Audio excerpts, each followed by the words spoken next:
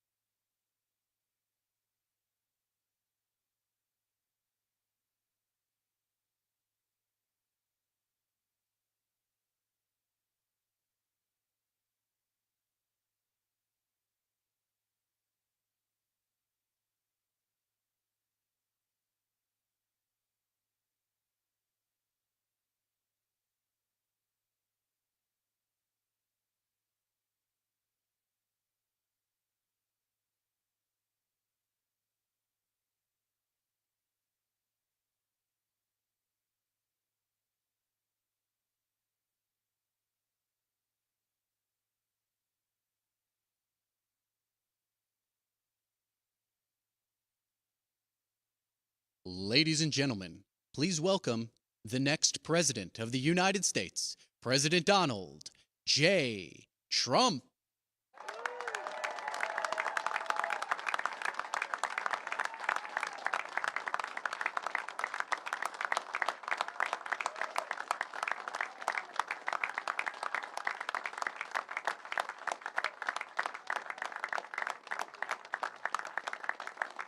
Well, thank you very much. It's an honor to be here. The weather was a little rough, but there was no way I was going to miss it.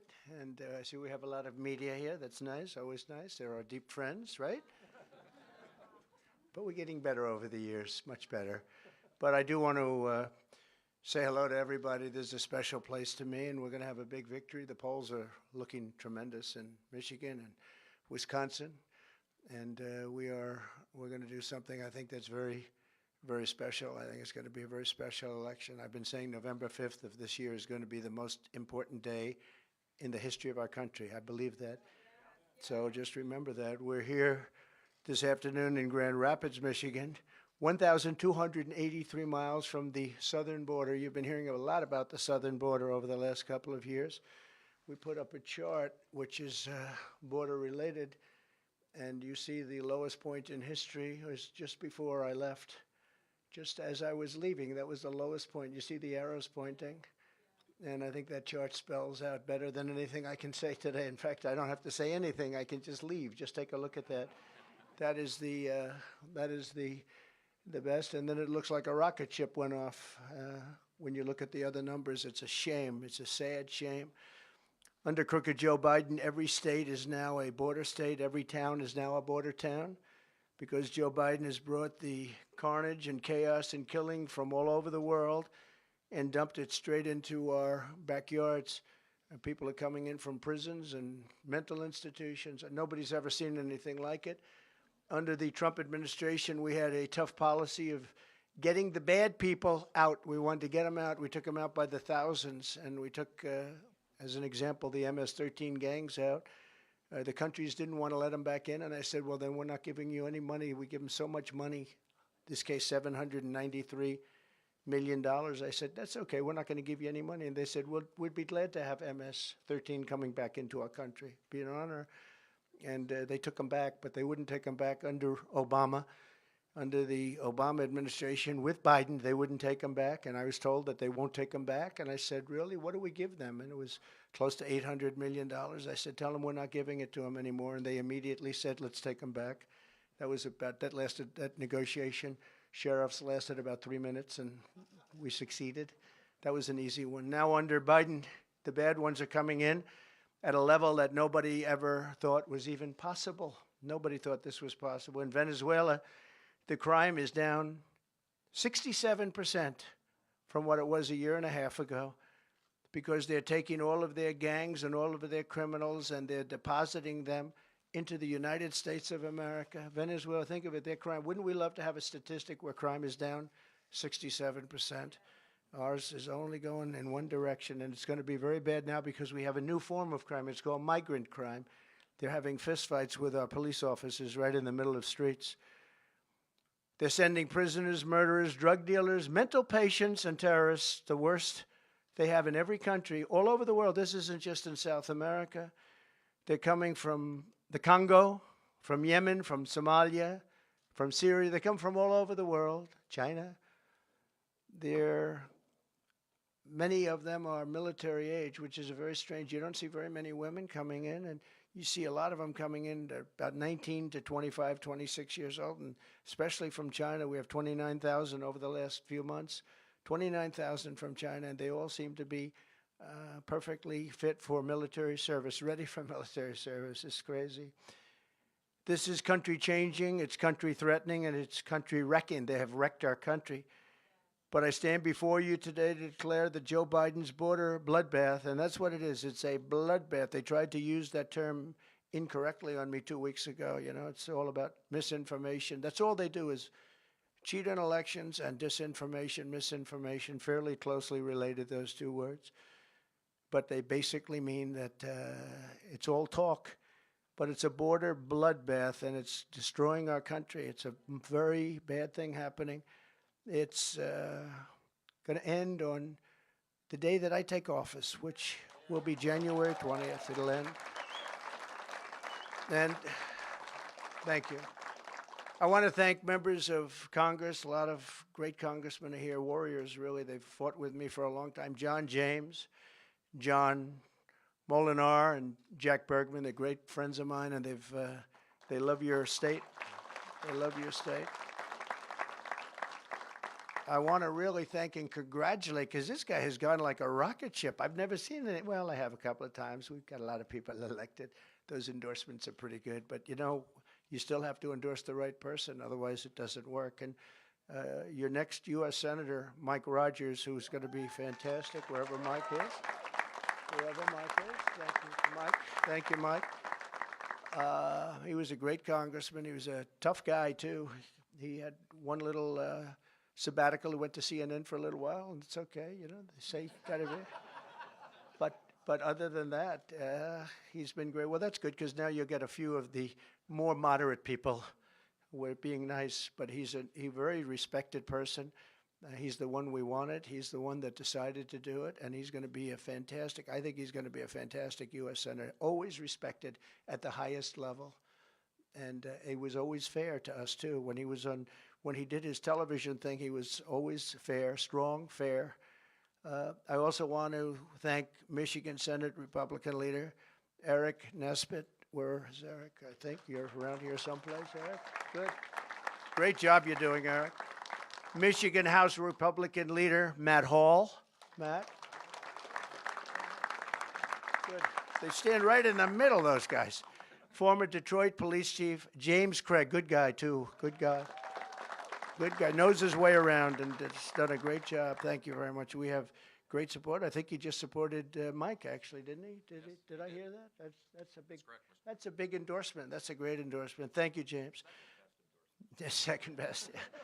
Well, thank you. Actually, Mike went up 61 points. Can you imagine that? He went up 61 points, and that's really that's quite a raise. It went up in one night, and he's. I think that primary is over. I think he's focused now on the Democrat, and the Democrat's a radical left lunatic, and doesn't represent what Michigan stands for. I can tell you, doesn't represent the auto workers. Wants to do the all-electric cars all over the place that are all going to be made in China, and very bad. So I think that Mike Rogers is going to have tremendous success against her. Former Michigan Attorney General Bill Schuette, and thank you, Bill, very much. Thank you. And many other distinguished guests. We got a lot of people here, some ex-congressmen, some congressmen. I'm not going to go into it because we want to get down to business. We want to just get our country going again. We want to get the border closed, or we want to have people come into our country, but come in legally, right? Legally. Moments ago, I met with an incredible group of local law enforcement leaders to discuss how Michigan communities are being ravaged by a new form of crime, and that's the migrant crime that we name it. It should be called Biden migrant crime, but that's too long. But you'll always remember it was Biden that gave it to us. 11 days ago, right here in Kent County, a 25-year-old Michigan woman named Ruby Garcia, who's become a very well-known name, beautiful young woman, was savagely murdered by an illegal alien criminal. Under the Trump administration, this monster had been deported, thrown out of the country, wasn't going to be able to come back because you just have to look at the charts. It was very, very hard to get in. But he came back, and we threw him out of the country, and crooked Joe Biden took him back and let him back in and let him stay in, and he viciously killed Ruby. The illegal alien charged with Ruby's really heinous killing, and this is somebody that had many, many arrests, including for some very bad crimes that he committed. And he was set loose to roam our streets, and in this case, set loose to roam in Michigan by politicians that are left and weak and stupid. On March 22nd, he shot 17-year-old Ruby. Actually, she was a beautiful, beautiful young woman. Ruby Garcia was shot multiple times with an illegally obtained handgun. Her body was dumped on the side of a highway, left to die, actually. Had a little life left to die. And Ruby passed away, and it's been a big story because it's so horrible. Some of these horrible stories, there's so many of them, you could go on for days, but some of them just they resonate so much more for whatever reason. They're all so horrible, and there's so many of them. Now Ruby's loved ones and community are left grieving for this incredible young woman, remembering what they called her. They said she had just this most contagious laughter, and when she walked into a room, she lit up that room. And I've heard that from so many people. I spoke to some of her family. 2 months ago, another illegal alien criminal was sentenced in Kent County by executing a 22-year-old Grand Rapids woman while she was in the car with her 1-year-old baby, shooting her at least 5 times all over with a rifle at point-blank range, while the killer was wanted for outstanding attempted versions of various forms of strangulation. They were looking for this particular killer all over the country. He was allowed to come into our country by a very weak border policy. And just a few weeks ago, I met with the grieving family of Laken Riley. You know Laken, she was incredible. Top of her class, everything was the top. She was the top of everything. She was incredible. I met the parents, incredible people. The 22-year-old nursing student in Georgia who was barbarically murdered by an illegal alien animal. The Democrats say, please don't call them animals. They're humans. I said, no, they're not humans. They're not humans. They're animals. Nancy Pelosi told me that. She said, please don't use the word animal, sir, when you're talking about these people. I said, I'll use the word animal because that's what they are. I'll never forget my vow to her wonderful mother, father, and sister 2 weeks ago.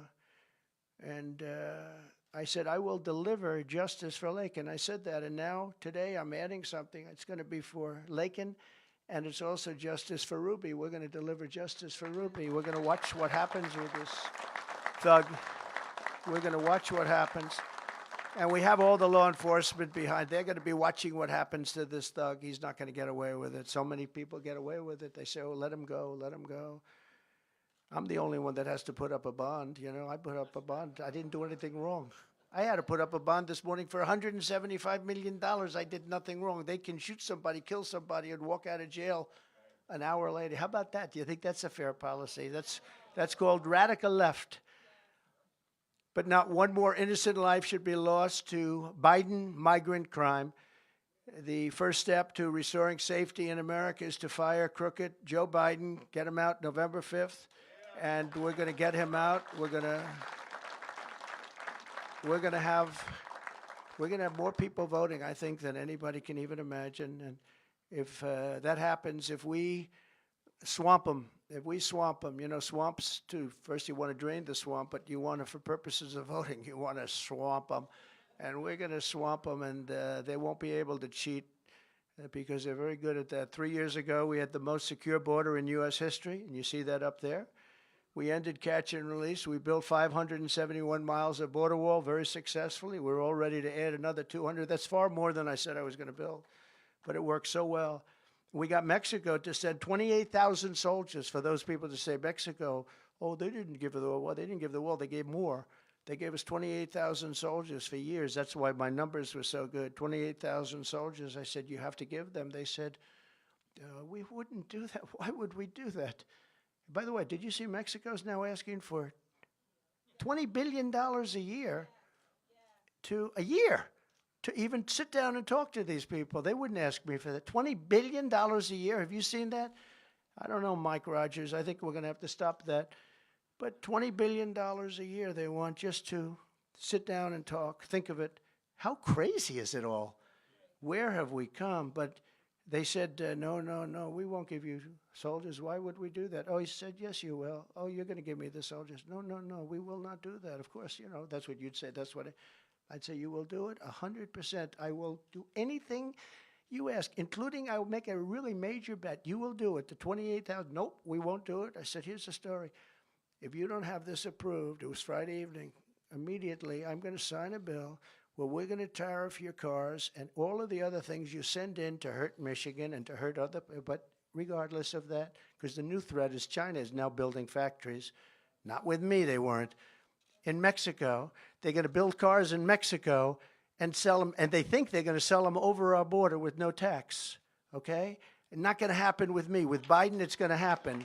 And Michigan and the United Auto Workers will be totally out of business. They're the biggest car plants anywhere in the world. And they're building them in Mexico. A friend of mine builds plants. That's all he can do. He can't walk across the street, but he's the greatest builder of car plants. If you ask this guy, who won the game last night? I don't know. I couldn't care less. All he can do is build plants. He's unbelievable. I said, I want to take a look at some of the plants. He said, okay, are you ready to go to Mexico? So that was bad enough. Then he said, because China is building the largest plants anywhere in Mexico, right along the border, and they're going to make cars. They're not doing it with me. With me, they're going to be tariffed to a level that those cars will not happen. They can't do this to us. They've already done, and whoever heads the auto workers, United Auto Workers, should be ashamed of himself, approving the electric vehicles, all electric. It's the craziest thing. They don't go far. I was just telling the people in the back, I was going to use folks, but I don't like using the word because Biden used it at every single speech. Hello, folks. It's like a nervous habit with him. Hello, folks. Thank you, folks, hundreds of times. So I just sort of put that out. But I was telling the people behind me, it would have been a nice time to use that term too. But I said that, when you look at all of the horrible decisions that have been made, but this decision with the electric vehicle, I mean, outside of allowing prisoners and mental institution people and terrorists into our country with no checks, no nothing, no checks, no nothing, by the millions and millions, the electric vehicle one is one of the dumbest I've ever heard too. Because I was in a beautiful place called Iowa, and we had the Iowa primary, which I won by the highest number in history, by the way, which we're very happy about that. By double the highest, actually. We had double the highest, the best margin, doubled. Anyway, so I love it. But it happened to be a little cold that night. It was 40 degrees below zero. And there were more electric cars. I said, what are all those cars doing all over the streets? They're electric cars, sir. They don't work in the cold. So they're going to have to do a little business first. And I want people to buy an electric car if you want one. But I want them to be able to buy every other form of transportation, I want you to use gasoline a lot because we have more gasoline than any country anywhere in the world. So we're playing into China because they're going to make that's what they have. They have that. We have gas. We have gasoline. We have oil and gas. We have gasoline. And I said, isn't it a shame? We play away from our strength and we play right into their strength by doing this. And the first day, I promise you, I will sign with the electric vehicle mandate is gone. If you want an electric car, you can buy it, but you're going to be able to buy every other form of push, every other form of car and engine and motor that you want, and you're going to have it, and the car companies are going to have to go back. I don't know if you know it, the reason the car companies, the massive subsidy that this country is paying to try and get these cars sold. We have hundreds of thousands of cars, electric. They can't sell them. People don't want them. And you got to go with the market. we've sold about 5% of our cars are electric, and that's fine. I think they're fine if you like to go short distances. If you want to take a trip, I don't think you want to do that. I don't recommend electric. Maybe someday they'll be able to do it, but right now they're not even close. So we're going to end that immediately. We're going to end it day one. But we had remain in Mexico. Think of this. We had the 28,000 soldiers, and when I said I want them now, we had them the following week. That's why our numbers are so good. But we have remain in Mexico, safe third country agreements, asylum bans, Title 42. When people were sick, we don't want them coming into our country with contagious diseases, and they have it. And all of a sudden, you see these contagious diseases spreading, and everyone's saying, I wonder where they came from. I can tell you where they came from. And we had what's called a rapid removal policy, very rapid removal, like how about the following day and even that evening. And all of that's been ended by crooked Joe Biden. It's just so sad. And that's why you see the numbers on the chart where they look like the rocket ship. Joe Biden and his party came in and they blew it all up. Everything was, all the things we did, in so many other ways too, with trade, so many things. We took in hundreds of billions of dollars from China, and they're soft on China. They're soft on everybody but me. They're very tough on me. They are soft on everybody, but they're tough on me. But that's okay. It's going to all work out very nicely because the people of this country understand it. You can't interfere with elections like they do. And it's the only thing he's got going, if you think about it. The border policies are horrible. All of his policies are horrible. You look at inflation, inflation's through the roof. No matter what money people are making, the inflation is better. Unless you quadrupled your salary, the inflation is just destroying people in this country, where bacon is up 3 and 4 times, where the food prices are so bad, the energy prices. And by the way, energy is going up again, in case you haven't noticed. Fentanyl and opioid deaths in your state are up 32%, and deadly drugs pour across the border at levels that nobody's ever seen before, steering thousands and thousands of these vats of poison right into Michigan lives. And once peaceful, suburban Michigan is really now, you're under an invasion, and there's no way you can vote for this guy. I mean, look, I don't want to be too casual about it. There's no way you can vote for this guy. You see what I see, and there's just no way. If he makes it to the starting gate, which I find it hard to believe, but if he does, there's just no way. We have to get law and order back. These are the best people in the world. They will know. The sheriff's behind me, and this is in all states. Somebody said, how will you get these criminals out? I say the sheriffs, the police officers, the police, law enforcement in their local communities, they know every bad kid. They know every bad person. They know their first name, their middle name. They know their phone numbers. They have their cell phones. They have everything about them. They know exactly what to do and how to do it. These guys know exactly what I'm talking about, but we have to let them do their job. And we're going to work out a federal immunity for police so they're allowed to do their job without losing their house and their pension and everything else when the liberal governors and mayors don't back them. In Troy, Michigan, a band of illegal alien thieves recently went on a rampage at a local mall, breaking into the diamond store, smashing the display cases with hammers, attacking the employees, and making off with armloads of jewelry. You read about that, a lot of jewelry. Oakland County organized squads of illegal alien gang members are helping, and they're hiding all over and breaking into rural communities. They're hiding in bushes, actually. They say they hide in bushes, and then they break into a house when the people leave, and sometimes when the people are there, which is probably worse. But into the rural communities, suburban communities. And, you know, the suburban housewives actually like Donald Trump. You know why? Because I'm the one that's going to keep them safe. They like to say, well, the suburban housewives, I don't know. I think I do great with the suburban housewives because they want to remain safe. But they loot the jewelry. They take their purses, electronics, watches, all of their cash, and the people come back and they say, what happened? If you don't want illegal alien criminals crawling through your windows and ransacking your drawers, then you must vote for the fact that we have to throw crooked Joe Biden out as fast as possible, the damage he can do. And we're talking about a certain type of damage. An even bigger damage could be World War III, because this guy has no clue. He can't put two sentences together. and he's dealing with Putin, and he's dealing with President Xi, and he's dealing with Kim Jong-un, all people I know very well. We were under no threat from anybody until this guy got in office. Now they're talking nuclear all the time. We didn't talk nuclear. I rebuilt our nuclear power to a level that nobody has, but you don't mention it and you don't talk about it. But now Putin's talking about it, and now Kim Jong-un again is talking about it. You had 4 safe years. You were safe because they respected your president and they respected the United States of America. And now you're not safe, I will tell you. We could end up in World War III with this lunatic.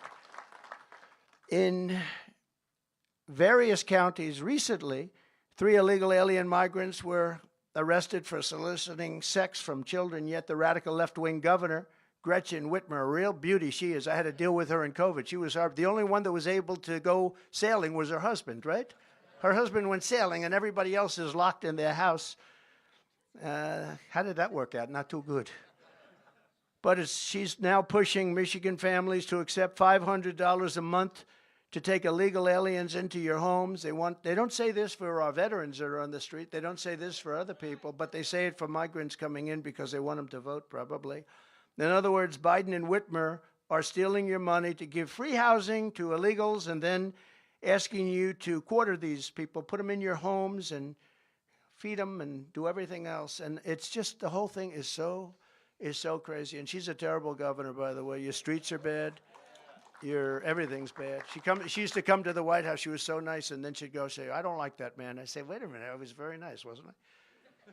But when I'm president, instead of asking you to cram illegal aliens into your homes, I'll tell you that the illegal alien trespassers, they must go back to their homes. They have to go back because no country can withstand this invasion. There isn't a country in the world that can. I don't care how much money. And we don't. We owe $34 trillion. There's no country in the world that will withstand the cost of this, and maybe more important than actual dollar cost, the cost that it's doing. It's wrecking our civilization. It's destroying our country. On day one, I will seal the border and we'll begin the largest domestic deportation operation in the history of our country. And if other countries say they won't take them back, we're not going to take them back. I will say that, yeah, here they come. You're just going to hold on to your britches because here they come. They're coming back. Congratulations. And if you don't think these countries send them, and they send the people, by the way, that they want out. They're not sending their finest. They're sending people that they want. That's why they come out of jails and prisons. That's why they come out of the mental institutions and insane asylums. Human trafficking now is mostly women. Is at the highest level. We had it to the lowest level in 37 years. I had it down to the lowest level in 37 years, and now it's at the highest level ever. And this is human trafficking, mostly in women. We will stop the plunder, rape, slaughter, and destruction of our American suburbs, cities, and towns. We will end deadly sanctuary cities immediately. I will shift massive portions of federal law enforcement to immigration enforcement, and we will impose a naval blockade on the cartels, and we will hit the cartels very hard, but we're going to impose a naval blockade because when the land gets clogged, these are rather smart people. They go this way with the boats. They have some pretty good boats, too, I tell you. They have a lot of money. They have unlimited money. The money they've made more money than the corporations that you read about on the covers of the magazines don't make the kind of money these cartels are making. Now I'd like to invite some of the heroes, really, law enforcement professionals here to speak, say, for just a few minutes, the Biden border bloodbath. They want to talk about it, and we will talk about it. Our country is in trouble. We're a nation in decline. We're not going to let it happen. We've got to stop it. We've got to win on November 5th, and it's all going to stop, and it's going to stop very quickly. Thank you very much. If I could, I'll ask Police Officers Association of Michigan, President James Tiganelli, to come up. He's a fantastic man, respected all over the country. Thank you. James, please.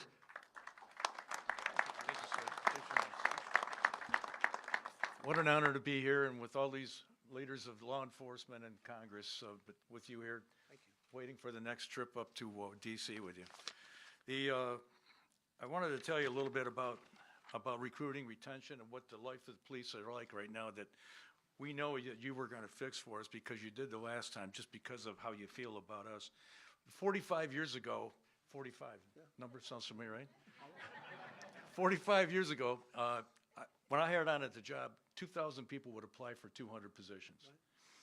Because this job of deputy sheriff and police officer was a very honorable job.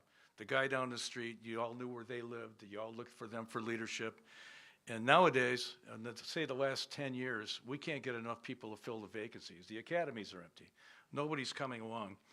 And we can't get enough candidates. So why does that happen? It's not because there's no desire, it's because of recruiting. Right. And recruiting, to me, was always the grandpa, Uncle Joe, who was a police officer. Maybe he was the baseball coach that was a cop during the week. He was the guy that you respected. I didn't come from a law enforcement family, but I came up as a law enforcement officer because they were important to me. On the east side of Detroit, you needed to have a few friends in the PD. The 48205, this is now the most violent zip code in America, I believe. That's where I was at. But there's no way we can have a president of the United States that allows 3 million people a year or more, I'm sure, to come across to come out of our country illegally. We can't allow that to continue. It's those who enter, they do so in the light of day.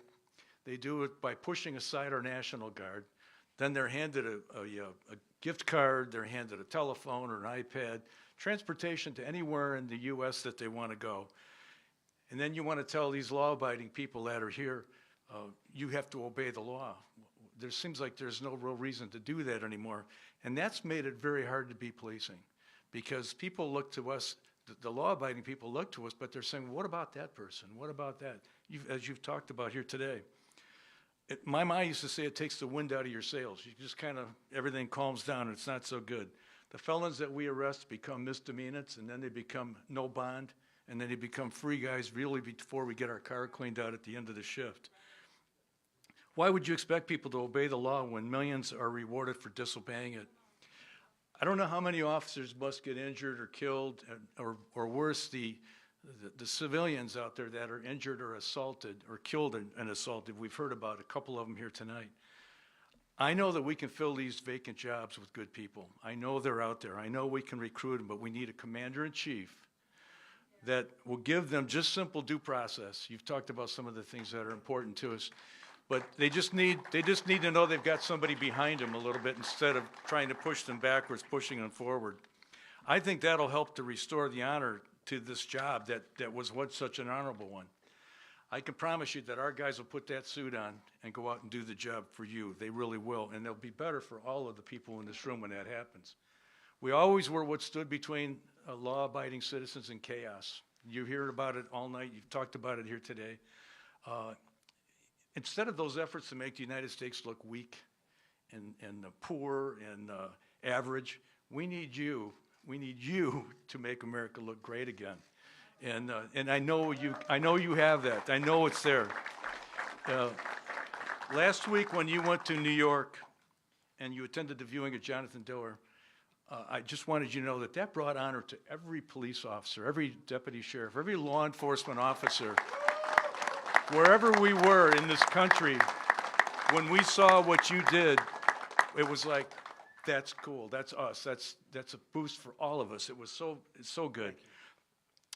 I hope that you'll consider with the Congress and the Senate here that we have that you'll support legislation to make a death penalty for killing a police officer while on duty. And I'll leave you with this. We supported you, we endorsed you in 2016. We were the first guys in Michigan. And you sent me a little video, and we still have it. We were proud to do it. We were there in 2020, and I'll tell you, we're here in 2024. And today, on behalf of 12,000 law enforcement people that the Police Officers Association of Michigan represent, we want you to accept our endorsement for President of the United States. Very important. You got it. Thank you for the time. Thank you very much. Wow. Thank you very much. That's very nice. That's a great honor, and thank you very much. And we will make you proud. We will make you proud. I do want to thank the family because I met with Stephanie. That's Jonathan's beautiful wife, Jonathan Diller, and I met with the whole family. These are incredible people. What happened to Jonathan should never have happened. And they were just devastated. But the spirit and the love and the numbers of police that were there, and firemen, firewomen, the number of people that were there was incredible. It just was incredible. But that's an incredible family, so we send our love. I said to Stephanie, he will not have died in vain. So, but I thank you very much for the endorsement. Thank you. So, if I might, we're going to do this very quickly. Sheriff Daniel Abbott, as you know, Van Buren County, highly respected, and he's going to say a few words. Thank you, Daniel. So I'll make this pretty brief. I was asked to hit on how the open borders are affecting us here in southwestern Michigan. Our county is actually on the southwestern part of Michigan, only Berrien's below us. I ran some numbers yesterday in our jail facility. 40% of our inmates in our jail in Van Buren County have out-of-county residency. Out of the 40% that do not live in our county that we're feeding every day, 10% of those have addresses from Mexico or Guatemala. Put that in perspective. We are a rural community. 10% of the folks in our jail are from Mexico or Guatemala. They're not in our jail by coincidence. We didn't just see them walking down the road and saying, you know what, I don't think you belong here. They're in our jail because they committed crimes. If you look at the heinous crimes that they committed, the one that really jumped out at us is all the violent sex crimes. And it's not just against adults. It's against our children as well in our community, and that's appalling. To go even further on that, with the open borders the way they are, when President Trump was in office, our narcotic unit was buying a ball of meth, which is 3.5 ounces of meth, for $300 to $350 for a ball. As of this past week, a ball is $85 because the market's flooded by the tons coming across the open borders and semis. And when I say tons, I mean tons. It used to be a thing of the past, or it is a thing of the past, folks doing, making the meth in their own residences. They don't do it anymore because the cartel's bringing it in by the tons. They're not having to make it inside their residences, hence the cheap amount that's going out and the amount that's on the street. It's disturbing. I've got a few bullet points I want to really drive home to you folks. Career law enforcement officers have faced incredible challenges these past 4 years for several reasons. The drastic rise in fentanyl as well coming over the border has touched just about every family in southwestern Michigan. You guys all see it on the news on a regular basis, all the ODs and domestic situations that we handle in law enforcement. We handle roughly 2 overdose deaths a week in our county. Keep in mind, our county is only 76,000 population. So at least twice a week, we're handling those. And those are numbers I ran yesterday. I just didn't make those numbers up. That's disturbing.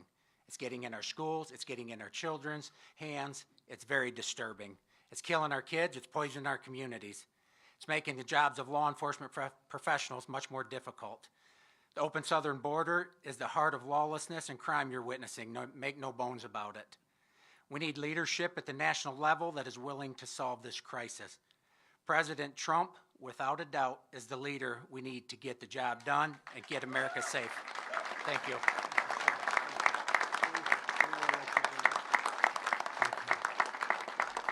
Thank you very much. Allegan County Sheriff Frank Baker to say a few words, please. Frank? Thank you, Frank. Thank you, Mr. President. It's truly an honor to be here today and talk about something that's very near and dear to my heart, as well as my fellow sheriffs, and that's safety within our communities. And one of the biggest things that we're facing now, and Sheriff Abbott mentioned it, is the crime, the level of crime we're seeing, but the amount of narcotics, the illegal narcotics, whether it's methamphetamine or fentanyl, it's devastating our communities. And something needs to be done about that. And the only way we can do anything is to secure the border. A lot of times people ask me, you know, the border's a long way from Allegan County, and yes it is, but there's not a day goes by that's not impacting what happens in our county because of the amount of drugs that we're seeing. We used to be known as the meth capital of the world, jokingly people would say, because of the number of methamphetamine labs that we'd made arrests for. We don't make arrests for methamphetamine labs anymore. I mean, it's a thing of the past because The illegal drugs that we're seeing now, the crystal methamphetamine, is so cheap, as Sheriff Abbott had mentioned, it's cheaper to buy it than it is to make it. So we have a crisis on our hands, and we need help.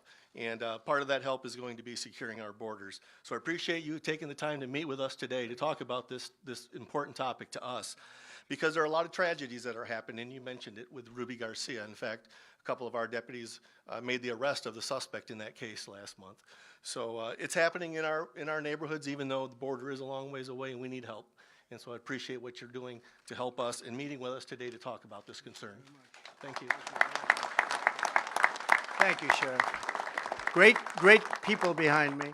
Is Tom Homan here, by any chance? Tom? Tom Homan? Where's Tom Homan? Because I wanted to pay tribute to him. He is some man. And I know he was around here. I said hello. I said I might bring you up, but I'm not going to bring him up because he's not here.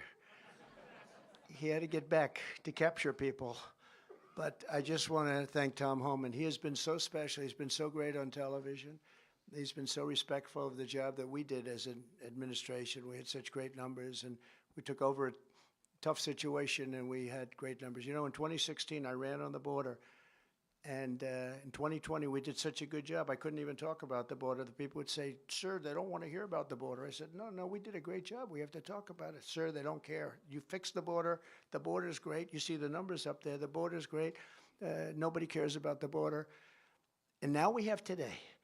Today, the border is 100 times worse than it ever was in 2016. That was, I call it peanuts. That was peanuts. That was small time. And today it's the worst border anywhere, I think, in the world. There's never been a border like this anywhere in the world where millions and millions of people are coming. Thousands of people come over an hour. And there's never been anything like it. We're going to fix it. We're going to close it. And we're going to do many other things that we're not here to talk about, but we're going to make our country great again. We are not now a great country. We are a country that is in serious decline. And we're not going to let that happen to our country. We're going to fix the economy. We're going to get inflation under control. Inflation's up probably real numbers 50% in the last few years, and people are being destroyed just going to the grocery store. That's where I hear it the most. They go out for groceries. They can't believe it. They're paying 4 and 5 times more than they did 2 or 3 years ago. But we're going to fix our country. We're going to be respected again all over the world. I'm going to keep you out of World War III. We're not going to have World War III. Right now, the way we're going, you're going to have World War III. And we're going to do a real job. We gave you the largest tax cut in history, largest regulation cuts in history. We took care of our soldiers. We rebuilt our military. We beat ISIS, and we didn't go into any wars. Everyone said, remember when Hillary Clinton said, look at him. He's going to get us into wars. I got us out of wars. And but we knocked out ISIS, and we knocked out everything we had to do, and we rebuilt that military to a level. Unfortunately, he gave a lot of it away to Afghanistan. But as much as it was a small portion compared to what we did. We rebuilt our entire military, and I'm very proud of it. We have a great military. They're not woke like people think. A couple of people on top are. They'd like to be, but we're not. Our military is amazing. What they did with ISIS, it was supposed to take 4 years, and it took me a couple of months to knock out ISIS, 100%. You remember I had it down to 97%, and the media started saying, sir, it's not 100%. I said, I've got problems. I better do it. So we took a few more weeks, and we got it down to 100%, and they admit it. And it's just one of those things. But the people behind me are incredible people. They're heroes. They're heroes. And you have a couple that are going to be elected very soon, and they're going to do a real job. They love Michigan. They love the country, and they're going to do a real job. It's an honor to be here. I'll be back a little bit before November 5th. I'll be back as many times, because this is a very important state. You win Michigan, you win the election. You win Michigan, you're going to win the election.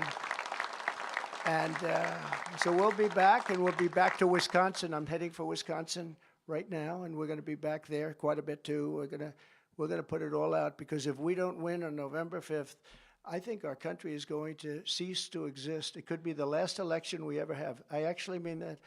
We don't win. I think this could be the last election we ever have. That's where our country's going. So I just want to thank you all. Thank you very much. And I just want to thank you all very much. It's an honor. I'll see you soon.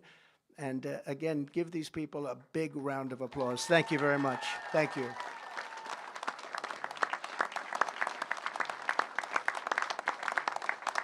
Thank you, Charles. I'll get started.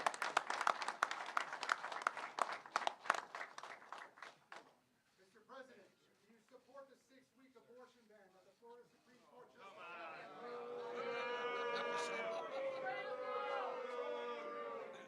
making a statement next week on abortion. We're going to make a statement next week on abortion.